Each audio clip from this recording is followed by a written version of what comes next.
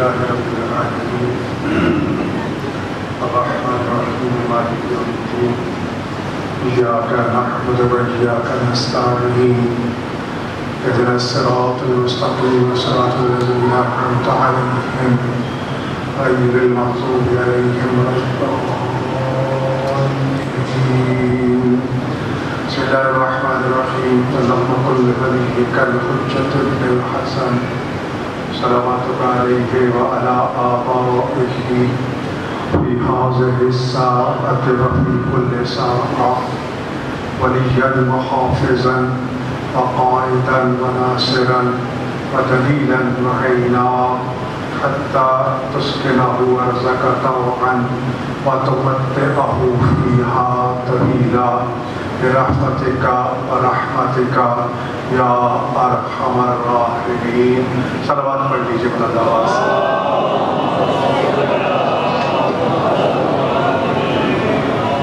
اعوذ باللہ من الشیطان الرجیم بسم اللہ الرحمن الرحیم. الحمد للہ رب العالمین والعاقبۃ للمتقین والصلاۃ والسلام علی خاتم الانبیاء والمرسلین ابی القاسم محمد صلوات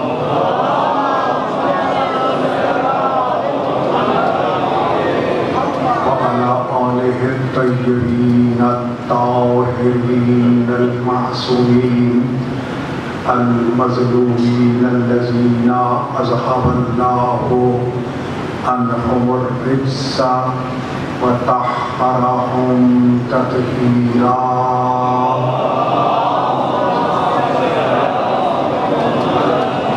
ولعنة الله على أعدائهم أجمعين ملعونين من يوم عداوتهم إلى يوم الدين.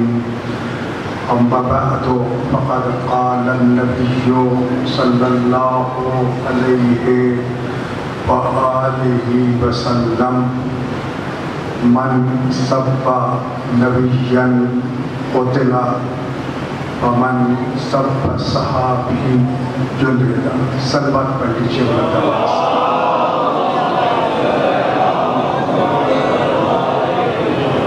خدا رحمن الرحیم کی انگنت نعمتوں پر اس کا اتنا ہی شکر بجا لاتے ہیں جتنا ذات لائق شکر ہے جس کریم پروردگار نے ہم جیسے گناہگاروں کو، روسیاہوں کو، خطاکاروں کو اس نبی خاتم، اس سید الرسل، اس باعث خلقت کائنات رحمت العالمین کا امتی ہونے کا شرف عطا فرمایا، جس کا کلمہ پڑھ کے آدم سے لے کر عیسیٰ تک ہر نبی کو نبوت ملی. جو کلمہ ہر نبی نے پڑھا توحید کے بعد محمد رسول اللہ، وہی کلمہ ہمیں پڑھنا نصیب ہوا توحید کے بعد محمد رسول اللہ. اسی لیے خالق فرماتا ہے کہ اے صاحبان ایمان، ہم نے آپ پر اپنے نبی کو تمہیں میں سے تمہارے درمیان بھیج کر احسان فرمایا. حالانکہ احسان کے بارے میں حکم ہے کہ احسان کر کے جتلایا نہ کرو. احسان کرنے کے بعد جس پہ احسان کیا ہے اسے جتلا کے اذیت نہ پہنچایا کرو. لیکن خالق کائنات نے جو پوری کائنات پہ، اپنی ساری مخلوقات پہ احسان فرمایا ہے، وہ اپنے نبی خاتم جو اول بھی ہے آخر بھی ہے، جو رحمت کل بھی ہے، جس کے صدقے میں خالق نے اس ارض و سما کو خلق فرمایا، کائنات کی ہر مخلوق خلق ہوئی تو انہی کے صدقے میں، اور آج باقی ہے تو انہی کے صدقے میں. اللہ کی رحمتوں کا نزول ہوتا ہے تو انہی کے صدقے میں. یقیناً ان کا امتی ہونا کوئی معمولی شرط نہیں ہے. لیکن اس سے بڑھ کر بھی ایک احسان عظیم ہوا کہ ہمارے دلوں کو نور ولایت امیر المومنین اور ائمہ معصومین سے منور فرمایا۔ حضرت امیر المومنین علی ابن ابی طالب علیہ السلام نہج البلاغہ میں ارشاد فرماتے ہیں الامامۃ اسس الدین، امامت دین کی بنیاد ہے۔ کیا امیر المومنین کلمہ توحید کیا ہے؟ کلمہ رسالت کیا ہے؟ یہ امامت دین کی بنیاد کیوں ٹھہری؟ اس لیے کہ کلمہ توحید پڑھنے والے تو دنیا میں بہت سے آپ کو ملیں گے، لیکن ضروری نہیں کہ کلمہ توحید پڑھنے والے، خدا کی توحید کا اقرار کرنے والے سرکار ختمی مرتبت کی رسالت اور نبوت کا بھی اقرار کرتے ہوں۔ آپ کو خاتم الانبیاء کی رسالت کا اقرار کرنے والے بھی اربوں مل جائیں گے، لیکن ضروری نہیں ہے کہ وہ ولایت امیر المومنین علیہ السلام کا بھی اقرار کرتے ہوں، ان کے دل ولایت معصومین سے بھی منور ہوں۔ لیکن جس دل میں علی اور اولاد علی کی محبت اور ولایت کے انوار روشن ہیں، اس کے بارے میں یہ سوچنا ہی عبث ہے کہ وہ رسول کو مانتا ہے یا نہیں مانتا، وہ خدا کو مانتا ہے یا نہیں مانتا۔ جو علی کو مانتا ہے وہ رسول کو بھی مانتا ہے، جو رسول کو مانتا ہے وہ خدا کو بھی مانتا ہے۔ اس لیے امامت کو بنیاد بنا کے محور قرار دے دیا کہ جس کے دل میں ائمہ معصومین کی امامت اور ان کی محبت اور ولایت موجود ہے، اس کے بارے میں یہ پوچھنا ہی عبث ہے کہ خدا کو مانتے ہو یا نہیں، رسول کو مانتے ہو یا نہیں۔ باقی ماننے کا یا معرفت کا اپنا اپنا ہر ایک کا درجہ ہوتا ہے، کون کس درجے پہ فائز ہے، کون کس پہ فائز ہے، اس میں نہ کسی سے مقابلہ اور موازنہ کیا جا سکتا ہے۔ جس کو جتنی معرفت خدا عطا فرماتا ہے، جتنا اس کائنات کے بارے میں غور و فکر کرتا ہے، جتنا اصول دین پہ اپنے عقیدہ اور یقین کو پختہ کرتا ہے، اتنا ہی وہ خدا کے قریب ہوتا جاتا ہے، اس دنیا سے بے نیاز ہو جاتا ہے۔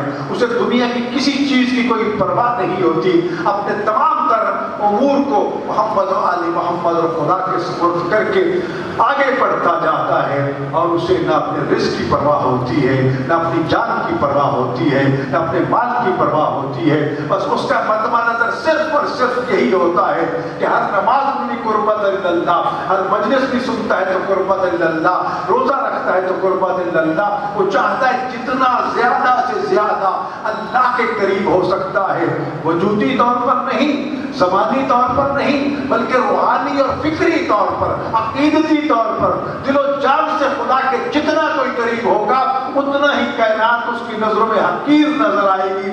یہی وجہ علی فرماتے ہیں جو اللہ سے ڈرتا ہے اس سے ساری دنیا ڈرتی ہے، اور جو اللہ سے نہیں ڈرتا وہ ہر خیر سے ڈرتا ہوا نظر آ رہا ہے۔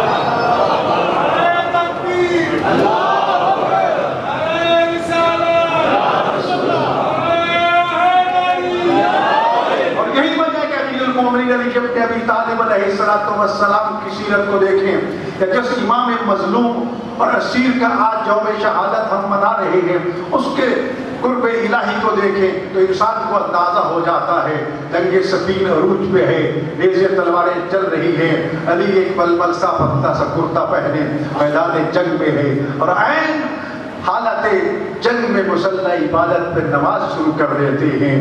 کسی نے کہا مولا اتنی گھمسان کی جنگ اور یہ معمولی سا کرتا، تینوں تلواروں کی باریں اور پھر نماز؟ تو آپ نے فرمایا میں جنگ ہی نماز کی خاطر لڑ رہا ہوں، اگر نماز نہیں تو جنگ کا کیا فائدہ؟ رہ گیا معاملہ اس چیز کا، تو علی کا تو یہ ایمان و عقید ہے کہ علی موت پر جا پڑے یا موت علی پر آ پڑے، علی کو کوئی پرواہ نہیں، بلکہ یہ پیغام دے دیا سنو میری سب سے بڑی محافظ ہے ہی موت، جو وقت سے پہلے آ نہیں سکتی، اور جب اس کا وقت آ جائے گا تو اس کو ٹال کوئی نہیں سکتا۔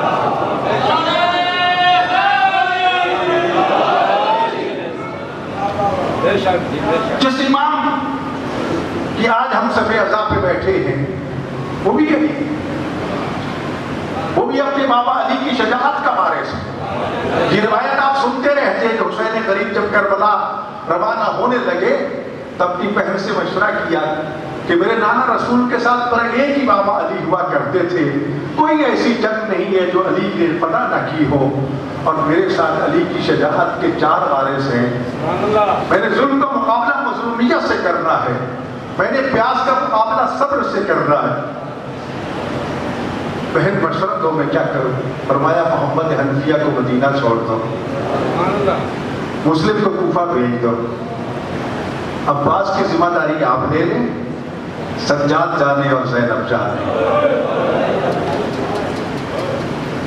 یہی وجہ ہے گرامی، شجاعت اس چیز کا نام نہیں ہے کہ آپ دشمن کو قتل کر دیں گے۔ علی نے جنگ خندق میں یہ مظاہرہ کر کے دکھایا تھا جب گستاخ نے آپ کی شان میں گستاخ کی، جس کے سینے پہ سوار تھے چھوڑ کے پیچھے آ کے گئے تھے۔ اصحاب نے کہہ دیا کہ علی نے ہی کیا کیا، دشمن پہ غالب آنے کے بعد اس کو چھوڑ دیا۔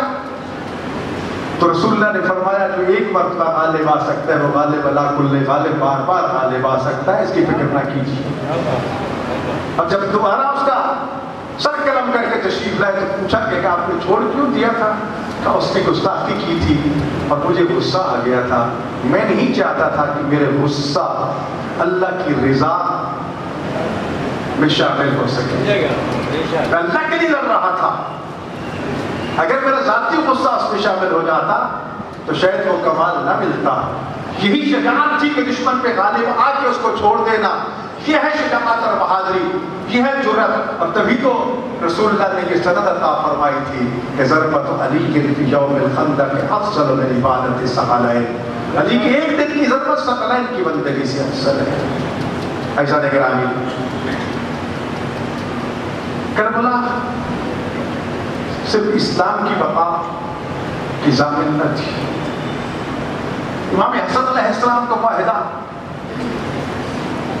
اپنے نانا کے فرمان کی تکمیل تھی کہ حسن اور حسین امامان آبا و اعدا، میرا بیٹا حسن اور حسین دونوں امام ہیں، وہ سنا کریں تب بھی جنگ کریں تب بھی۔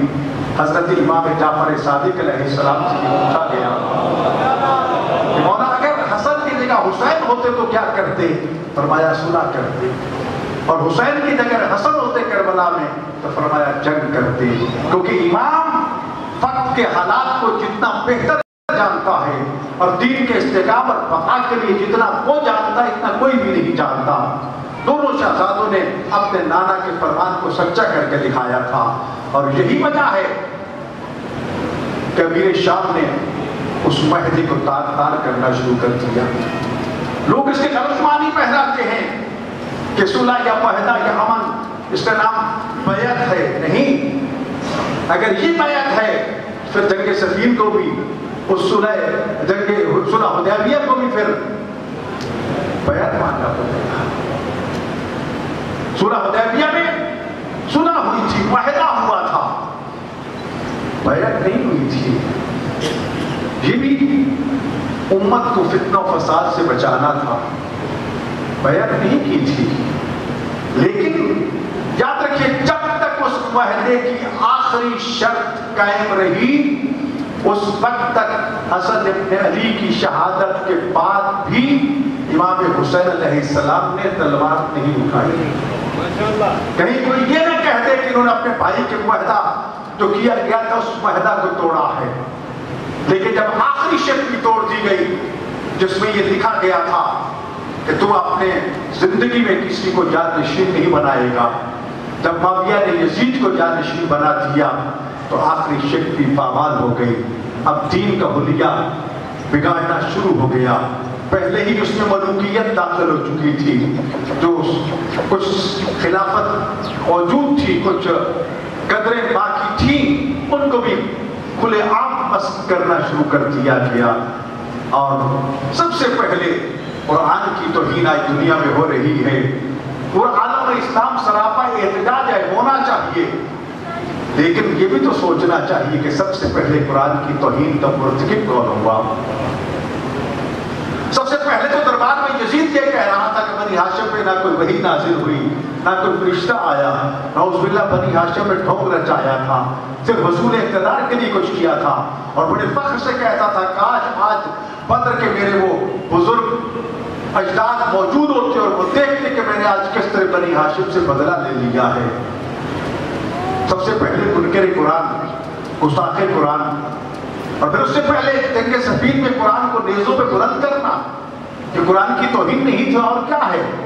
عزیزان گرامی، افسوس یہ ہے کہ مغلاء یزید ہر دور میں یزید اور اس کے ساتھیوں کو بچانے کی کوشش کرتے رہے، لیکن تاریخ کے تلخ حقائق کو کہاں چھپاؤ گے؟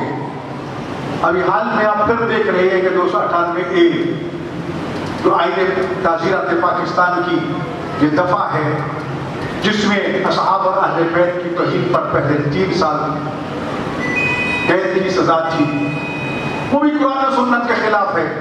مشرف دور میں ٹاسک فورس بنی تھی، 4 مہینے میٹنگیں ہوتی رہی۔ الحمدللہ میں پوری قوم کی نمائندگی کر رہا تھا، 4 مہینوں میں یہ منوا کے اٹھا کہ یہ شرک بھی قرآن و سنت کے خلاف ہے۔ تو اس وقت کے وزیر داخلہ یہ کہنے پر مجبور ہو گئے کہ اگر ہم نے اس کو چھیڑ دیا تو اس سارے تعزیرات پاکستان کے تو مکھی اڑ جائیں گے، اٹھنے دو۔ ایک چیز قرآن و سنت کے خلاف ہے، جب ہمارا آئین یہ کہتا ہے کہ ہر بننے والا قانون قرآن و سنت کے مطابق ہوگا، تو قرآن و سنت کے خلاف ہم کسی چیز کو قبول کرنے کے لیے تیار نہیں ہیں۔ مشرف کے دور سے لے کر اب تک یہ معاملہ دبا رہا۔ اب پھر جماعت اسلامی کے عبداللہ اکبر چترالی نے یہ مسئلہ پھر اٹھایا، جس کے پیچھے ساری تنظیمیں تھیں، اس میں صحابہ بھی تھی، اہل حدیث بھی تھے، دیوبندی بھی تھے، سب کے سب اس میں شامل تھے، کوئی کسی میں فرق نہیں تھا۔ اسلامی نظریاتی کونسل میں جب یہ لایا گیا تو میں نے دلائل کے ساتھ اس کو رد کیا۔ ہم اس کو کسی طور پر بھی قبول کرنے کو تیار نہیں ہیں۔ کوئی قرآن کی آیت اس پہ دلالت نہیں کرتی، کوئی حدیث ایسی نہیں ہے کہ جو بتائے کہ آپ کسی کو جیل میں ڈال دیں۔ بہت سے اصحاب زمانہ رسول میں ایک دوسرے سے لڑتے رہے، تاریخ بھری پڑی ہے۔ خالد بن ولید حضرت عمار یاسر کا جھگڑا ہو گیا، خالد بن ولید کہنے لگا کہ یا رسول اللہ، یہ آپ کی وجہ سے میرے ساتھ یہ تلخی کر رہے ہیں، تو آپ نے فرمایا خبردار، جس کسی نے عمار کی شان میں گستاخی کی یا اس سے زیادتی کی، خالد بن ولید نے جا کے معافی مانگی۔ اس وقت یہ ارشاد فرمایا رسول اللہ نے کہ من سب نبی قتل، اگر کوئی کسی نبی کو گالی دے گا اس کی سزا قتل ہے، ومن سب صحابی جلد، اور جو کوئی میرے صحابی کو گالی دے گا اسے کوڑے مارے جائیں گے۔ تو جو ہے پوری تاریخ میں کسی کے پاس اس کے علاوہ کوئی دلیل نہیں ہے۔ نظریاتی کونسل میں پورا میرا پیپر ورک 23 صفحوں میں مشتمل ہے، جس میں کئی دلائل میں نے پیش کیے اور یہ ثابت کیا کہ تمہارے پاس کوئی ٹھوس دلیل نہیں ہے سوائے اس ایک حدیث کے۔ اب سوال یہ ہے کہ اس حدیث پہ عمل بھی ہوا یا نہیں، تو پوری تاریخ اٹھا کے دیکھ لو۔ عمر ابن عبدالعزیز کے دور میں کسی نے معاویہ بن ابی سفیان کو گالی دی، عمر ابن عبدالعزیز نے صرف اسے 2 کوڑے سزا جاری کی۔ یہ کل تاریخ کا ورثہ ہے، اس کے علاوہ کوئی دلیل نہیں ہے۔ یہ 3 سال کی قرآن و سنت کے خلاف ہے۔ ابھی عمر قید 10 سال سے عمر قید تک کیا جائے، یہ بھی قرآن و سنت کے خلاف ہے۔ سزائے موت آپ نے 295 میں رکھی، میں خود دلائل دینے والا تھا، اس قانون سازی میں فل بینچ کے سامنے، شریعت کورٹ کے سامنے خود پیش ہونے والا تھا، پوری شیعت کی نمائندگی کرنے والا تھا۔ توہین رسالت پہ ہماری فقہ قانون تو یہ کہتا ہے کہ کسی کی جان مال عزت ناموس خطرے میں نہیں ہے، کسی کورٹ میں جانے کی ضرورت نہیں ہے، اس کو واسطے جہنم کر دو گستاخ نبی کو، اور یہی سزا اہل بیت کی توہین کے لیے ہے۔ لیکن آپ نے اہل بیت کو اصحاب کے ساتھ ملایا، اور اب جب بھی لکھ دیا اصحاب پہلے آتے ہیں، اصحاب اہل بیت کو بعد میں لے جاتے ہیں، اس ترتیب پہ بھی گڑبڑ شروع کر دی۔ جس علی کو رسول اللہ فرمایا علی انتقال امتی میں پاتی، علی تو میرے پاس سب سے بڑا عالم ہے، अली तू मेरे पास सबसे बड़ा काजी है, अली तू मेरे पास सबसे बड़ा बहादुर है, अली तू मुझसे बढ़कर सबसे बड़ा सखी है। जो रसूल बार बार एक नहीं हजारों हदीसों में फरमाए उसको तो हम पीछे कर दें, और जिसके बारे में अगर 2-4 हदीसें आई हैं तो उसको हम कहें कि वो अफजल बशर हो गया। नहीं, ये कि फितने की बुनियाद रखी गई है। पूरी शिया कौम ने उस वक्त किसको रिजेक्ट किया? मेरा पेपर वर्क उस वक्त भी मौजूद है, मैंने कल भी बयान दिया कि नजरियाती कौशल में मेरा इख्तिलाफ इसके साथ था, है, अब भी है। और ये कानून हमें कतई कबूल नहीं है क्योंकि कुरान और सुन्नत के सरीहन खिलाफ है। फिर कौमी असम्बली में शायद 28 बंदे थे या 25-30 बंदे थे जिन्होंने ये बिल पास किया। क्या बिल इससे पास किए जाते हैं कि जब घरेलू अफराद मिलकर सिलसिला शुरू करते? यकीनन जिस तरह अदलिया ने अभी से मुख्तलिफ कवानीन को मुअत्तल करना शुरू कर दिया है, हमारे हमायतीन इंशाअल्लाह चंद दिनों के बाद कॉन्फ्रेंस कर रहे हैं इस्लामाबाद में, इसको मुअत्तल होगा इंशाअल्लाह। इसको किसी तौर पर कबूल करने को तैयार नहीं रहेंगे। असहाब की इज्जत और तकरीम किसी को कोई इनकार नहीं है। मैं किसी और की बात नहीं करता। हज़रत इमाम ज़ैनुल आबिदीन अलैहिस्सलातु वस्सलाम सहीफा सजादिया की चौथी या तीसरी दुआ पढ़ के देख लीजिए, जिसमें हजरत इमाम ज़ैनुल आबिदीन अलैहिस्सलातु वस्सलाम असहाब रसूल की इज्जत तकरीम, उनकी कुर्बानियां, उनकी जानिसारियां, उनकी फिदाकारियों को बयान करके उनके हक में दुआ करते हुए नजर आते हैं। और हम अपने बच्चों को नमाज इमामिया जो हमारी इब्तिदाई किताब है उसमें पढ़ाते भी हैं कि रसूल कौन है, अंबिया कौन है, उल अज़्म नबी कौन है, फरिश्ते कौन है, और फिर इमाम कौन है, खुलफा कौन है। ये सारी चीजें बयान करके आखिर में असहाब का भी बताते हैं। और ये सब मुत्तफक अलैह तारीफ है। मन अदरका सोहबत नबी माल ईमान व मात अलल ईमान। असहाब उसे कहते हैं जो मोमिन बन के दरबार नबूवत में आया हो, जिंदगी भर ईमान पे कायम रहा हो, उसी ईमान पे उसका खात्मा हुआ हो, उसे कहते हैं असहाबी।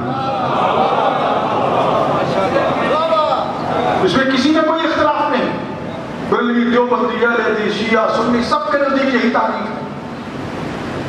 लेकिन कुरान करीम को कहां ले जाएंगे?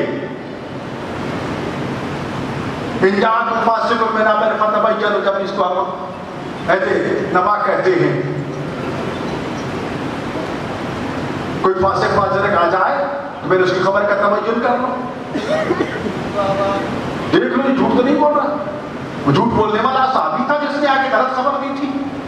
लश्कर इस्लाम तैयार हो गया, बात पता चला झूठ है, तो कुरान की आयत नाज़िल हुई जो आज भी हमारे असासी इदारों का माटो है। सोशल इंटेलिजेंस इदारों के जो माटो कुरान से लिए गए उसमें यही है कि अगर कोई झूठी खबर लेके आए, फासिक फाजिल खबर लेके आए ना, वो सच्ची भी हो तब भी छानबीन कर लो, क्योंकि उसमें कोई एतबार नहीं।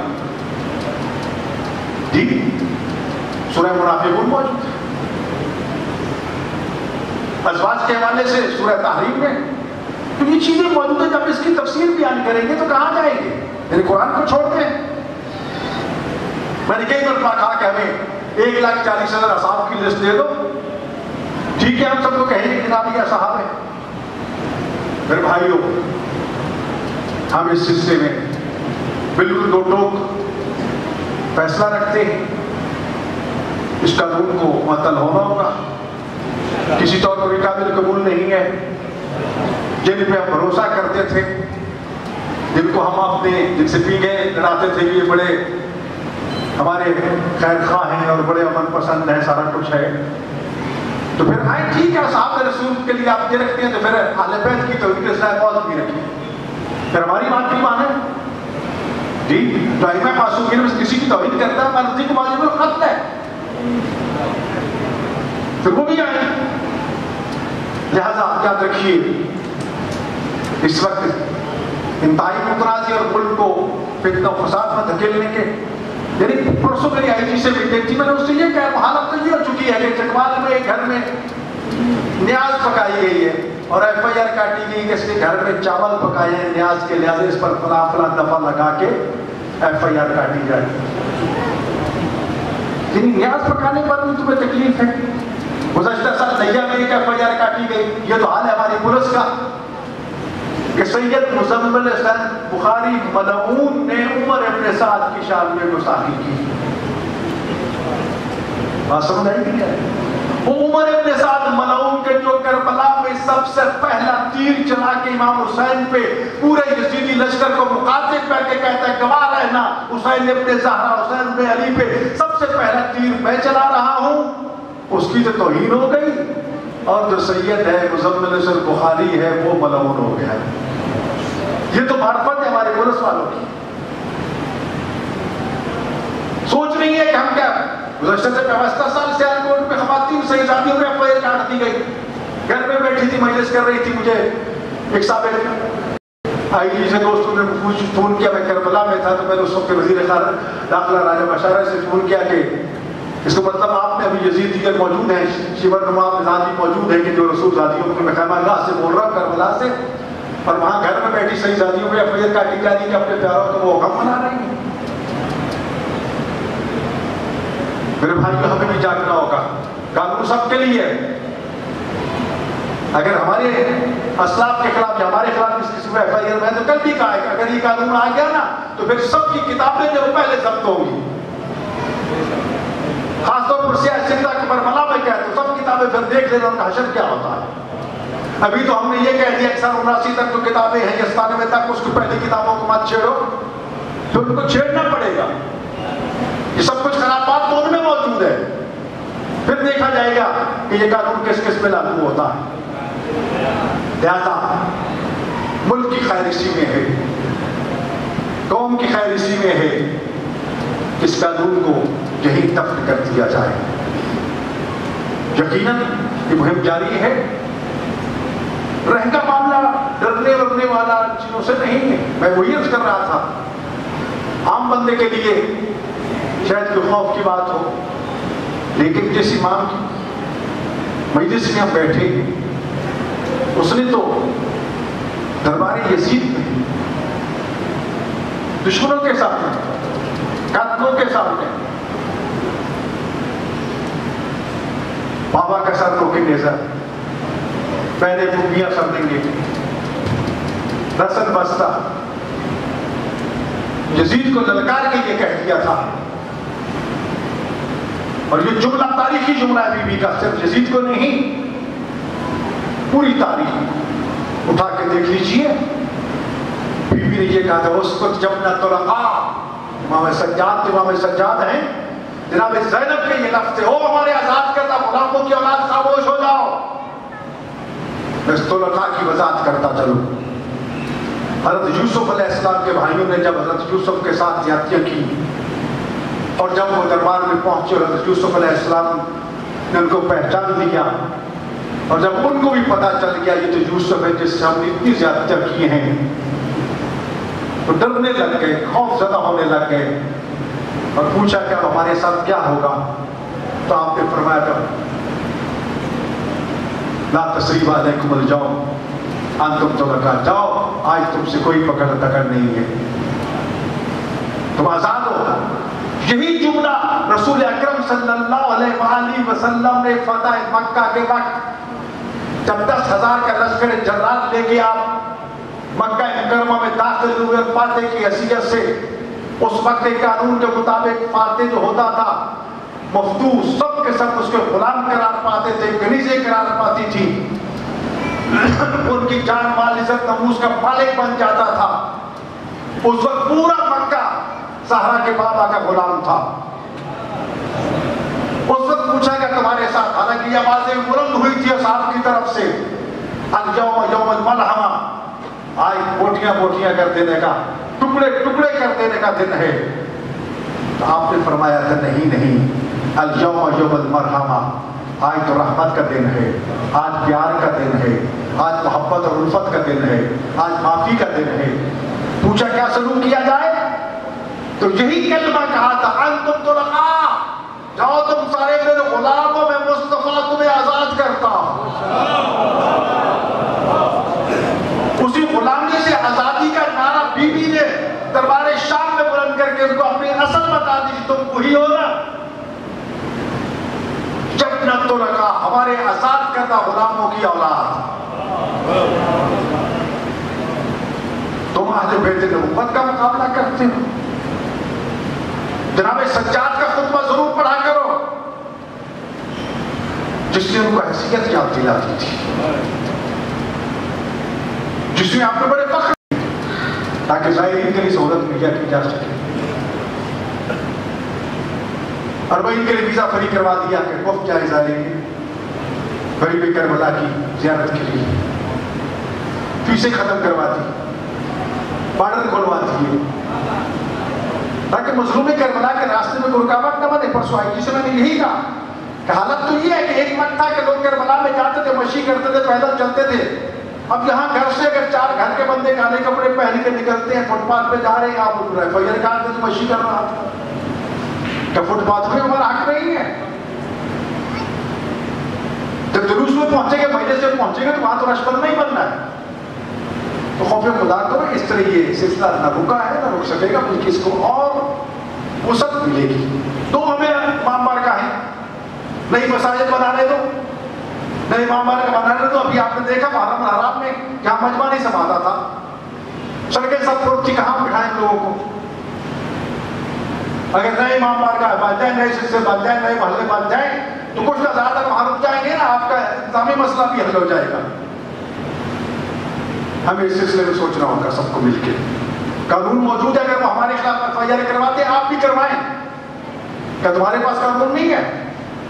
کیا تمہارے سامنے گستاخیاں نہیں کی جاتی اہل بیت کی شان میں؟ پھر تم بھی قانونی راستہ اختیار کرو۔ غیر قانونی راستہ ہم نے کبھی اختیار کیا ہے نہ کریں گے۔ ہم نے بہت صبر تحمل سے کام لیتے رہیں گے، کربلا نے ہمیں صبر عطا کیا ہے، لیکن ہمیں جیلوں سے، قیدوں سے، پرچوں سے، موت سے ڈراتے ہو، یہ تمہاری بھول ہے۔ حسین کسی ایک کی تاکیر ہے، کبھی یہاں آپ تشریف آئے، کسی نے پوچھا کہ آپ سنی ہے، شیعہ ہے، ہندو ہے، سکھ ہے، کچھ ٹھکان چیک کیا کسی نے؟ ٹھیک، کربلا میں تو کھلا کھڑے ہوتے، عیسائی بھی، ہندو بھی، سکھ بھی، سبھی ہم امام حسین کی سبیلت کرتے ہیں۔ پھر حسین تو پوری انسانیت کا ہے، اور اس لیے رسول خدا نے جب فرمایا تھا یا ایھا الناس ھذا حسین فارقوہ وتوکلوا، اے لوگوں، اے انسانوں، حسین کو پہچانو، اس کی عزت کرو، اس کی عظمت توقیر کو سمجھو، کس طرح؟ جس طرح اللہ تعالیٰ نے اس کو عزت تقریب عطا فرمائی۔ یہ بھی میں نے حدیث محراب شہادت امیر المومنین علیہ السلام پہ لکھی ہوئی دیکھی ہے محرم میں، یہی طاقت ایھا الناس ھذا حسین فارق۔ تو میں آخری جملہ عرض کرنا چاہتا ہوں، یاد رکھیے حسین کی معرفت حاصل کرنا فرمان پیغمبر کی روشنی میں پوری انسانیت پر واجب ہے۔ کسی بھی مذہب، مسلک، دین، دھرم سے اس کا تعلق ہے، اگر اس میں انسانیت ہے تو حسین کو پہچاننا اس کے لیے واجب ہے، اور اگر اس میں انسانیت نہیں ہے تو آپ ناراض نہ ہوا کرو۔ وہ بیچارہ جو بھی انسانیت سے کوسوں دور ہے، آپ چاہتے ہیں حسین کو پہچان لے گا۔ حسین کو پہچاننے کے لیے وہ معرفت بھی چاہیے، وہ مقام بھی چاہیے، وہ دل و دماغ کی پاکیزگی بھی چاہیے، وہ پیدائشی طہارت بھی چاہیے، تب حسین کو پہچان سکو گے۔ اسی حسین کا تعارف کروانے کے لیے خدا نے کربلا میں، رسول حسین نے کربلا میں خدا کی توحید کو بچایا، اور حسین کی حسینیت کو بچانے کے لیے اس کی بہن زینب اور سجاد مزاروں اور تلواروں میں گئے۔ آج ہم جس مظلوم کا جنازہ اٹھانا چاہتے ہیں، جو کربلا کا عینی گواہ ہے، ہمیں نسیان ہوتا ہے کہ نعمت ہے ہمارے لیے، امام کو نسیان نہیں ہوتا۔ سجاد کے سامنے ہر وقت تڑپتے ہوئے لاشیں ہوتے تھے، کبھی علی اصغر کا لاش، کبھی علی اکبر کا لاش، کبھی مولانا محمد کا، کبھی سب نے کیوں خطبے۔ یہی تو وجہ تھی کہ جب بازار شام میں سجاد کا بیٹا آیا اور ایک مرتبہ جناب ام روباب کے سر میں کسی بغیرت نے پتھر مارا، बीवी के सर से खून का फुहारा फूटा तो सज्जाद ने रो के कहा था, है काश मेरी मान न जना होता। आज मुझे ये दिन न देखना पड़ता। खुदा जाने किस तरह बाजारों दरबार से हो के सज्जाद फिर भी जिंदा मदीना पहुंच गया था। 40 साल तक खून के आंसू रोता रहा और आज उसका बेटा इमाम ज़माना हर जगह यही दुआ पढ़ते हैं कि अभी अंतुम उम्मिया अंसारुल हुसैन, हुसैन के मददगारों आप पे मेरे माँ बाप कुर्बान हो। और रो रो के कहते हैं तुम पे पानी के आंसू बहाने से रोने का हक अदा नहीं होता, तुम पे तो खून का आंसू बहाए जाए तब भी रोने का हक अदा नहीं होता। यही वजह से सज्जाद जब आखिरी वक्त था ना तो करबला का रुख करके बाबा से जुमला कहा था, बाबा सज्जाद को माफ कर देना, जितना तुम पे रोने का हक था सज्जाद अदा नहीं कर सकते।